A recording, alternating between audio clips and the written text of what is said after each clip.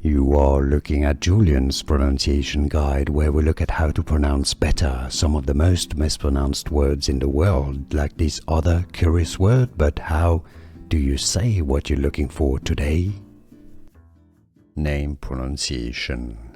A girl's name, generally of Italian origin, and it's used in English.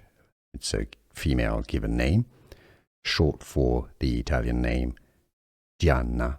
Gianna. This is why it's pronounced Gia. Gia. Some may pronounce it in English as Gia, which is fine too. How do you pronounce it? Let us know in the comments. Name pronunciation. A girl's name, generally of Italian origin, and it's used in English. It's a female given name, short for the Italian name Gianna. Gianna. This is why it's pronounced Gia. Gia.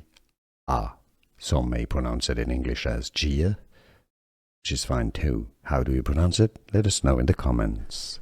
Here are more videos on how to pronounce more confusing words and names too many mispronounced. Like this video if you found it useful. I appreciate your support. I'll see you soon and thanks for watching.